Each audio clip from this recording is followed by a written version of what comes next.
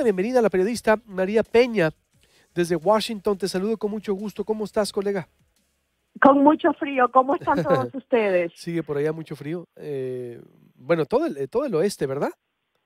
Sí, bueno, decían que más de 200 millones de personas, o sea, por lo menos como 2/3 del territorio nacional, una ola de frío sin precedente, con colegios cancelados, vuelos retrasados, etcétera. Para darte una idea, aquí en el área de Washington está a aproximadamente 5 grados Fahrenheit, que viene siendo como menos 15 centígrados, o sea que está muy, muy frío y obviamente toman precauciones porque cuando hay nieve o lluvia, el agua se congela y hace una capa de hielo negro que le llaman, una capa transparente, traicionera, y ocasiona muchos accidentes en las autopistas. ¿Es la misma temperatura en los demás estados? Bueno, incluso hay tormentas de nieve en el área central del país. En Chicago estaban hablando de que estaba la sensación térmica a menos 50 grados, o sea, muy, muy frío. A todo mundo le aconsejan abrigarse bien porque el solo respirar puede causar dolor en el pecho. Especial advertencia para personas mayores y para los niños que se preparan para ir al colegio. Es una noticia que ha dominado los titulares en los últimos 3 días. Se dice que son las temperaturas incluso más extremas que el Polo Norte, María. ¿Es verdad? Es decir, ¿esto?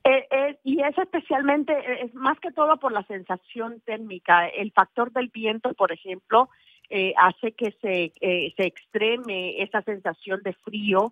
En los noticieros, por ejemplo, los reporteros salen cubiertos de pie a cabeza e incluso se tapan los ojos, se tapan el rostro con máscaras especiales o lentes de esquí, por ejemplo, porque sí, efectivamente, no es exagerar, es una oleada de frío sin precedente. ¿Desde cuándo no se había dado?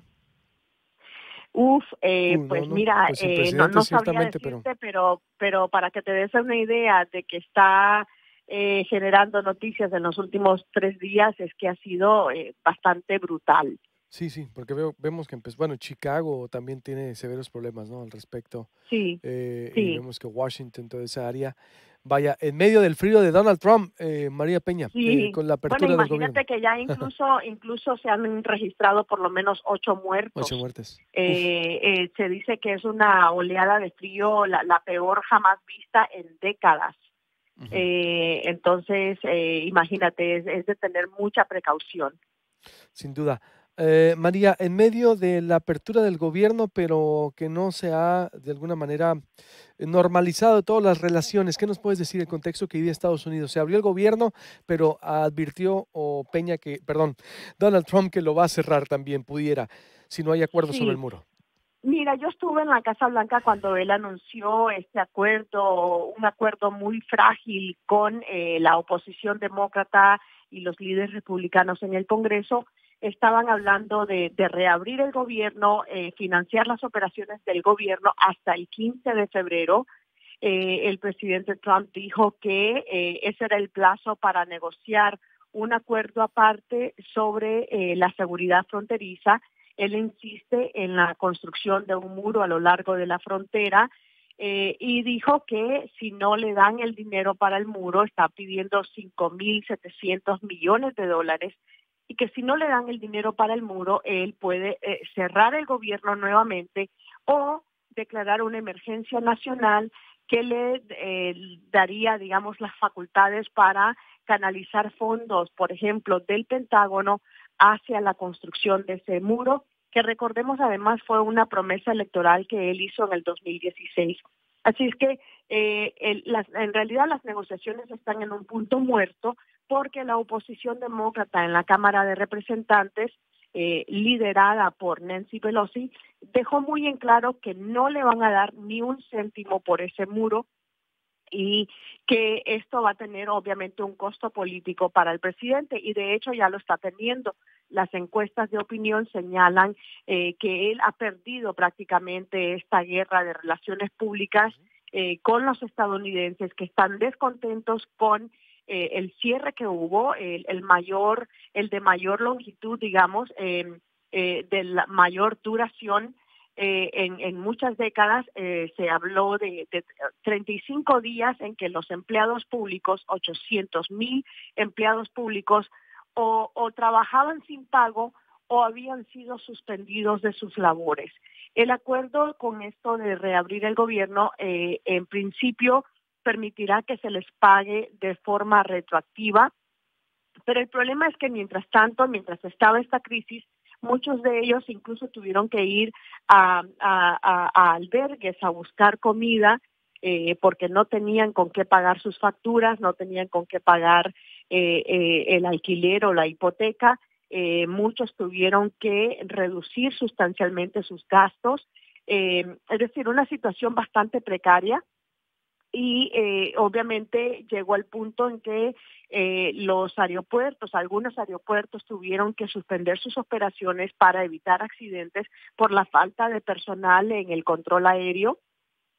Y los republicanos presionaron al presidente para que hiciera por lo menos una pequeña concesión, entre comillas, es decir, reabrir el gobierno mientras continúan las negociaciones para este muro, que dicho sea de paso, era lo que habían propuesto los demócratas para comenzar el 21 de diciembre cuando se agotaron los fondos del gobierno. Entonces vemos las negociaciones entrampadas. Bueno, Donald Trump sí pudo caer más, perdió la batalla aquí entre la opinión pública, María. Bueno, sí, las encuestas muestran de que la mayoría de los estadounidenses no está de acuerdo con su postura de construir un muro. Obviamente sí les interesa y les importa la seguridad fronteriza, pero creen que hay otras maneras de resguardar esa seguridad. Y el presidente Trump, como tú sabes, le gusta en cierta manera gobernar desde Twitter. Esta mañana, hace media hora, volvió a repetir su concebido mensaje de que los demócratas son los responsables del caos en la frontera y se niegan a darle los fondos para construir ese muro que según él se necesita de forma desesperada. Y también aseguró que ya se está construyendo el muro, lo cual en realidad no es cierto porque de lo que se trata es de modernizar y digamos el mantenimiento que se le da a las barreras que ya existen en varios tramos de la frontera. No es construcción nueva, es simplemente mantenimiento o reparación de las barreras que ya existen en la frontera. Es una situación impredecible. Obviamente el mensaje del presidente Trump resuena obviamente con su base lo sigue apoyando ciegamente, lealmente, creen en todo lo que él dice y es una situación difícil porque acordémonos también de que muy pronto muchos miembros del Congreso y del Senado entran, digamos, en este periodo de reelección, porque recordemos que el próximo año, además de las presidenciales, también habrá elecciones para renovar parte del Senado y la Cámara de Representantes. Bien, pues entonces el fondo sigue siendo el muro, María, para finalizar. El fondo sigue siendo el muro. Él dice que no hará concesiones. Esta es una promesa que él hizo, que el público desea este muro, lo cual, como te venía diciendo, no es cierto porque las encuestas en realidad muestran de que la mayoría de los estadounidenses sí quiere una seguridad fronteriza, pero que no creen que el muro sea la forma más eficaz de hacerlo. Y sobre todo los costos que está generando por lo que vemos. María Peña, te agradezco mucho esta colaboración y estaremos pendiente ahí consultándote si nos los permites. Bueno, Estamos gracias a ustedes. Gracias, buenos días, María Peña desde Washington. El ex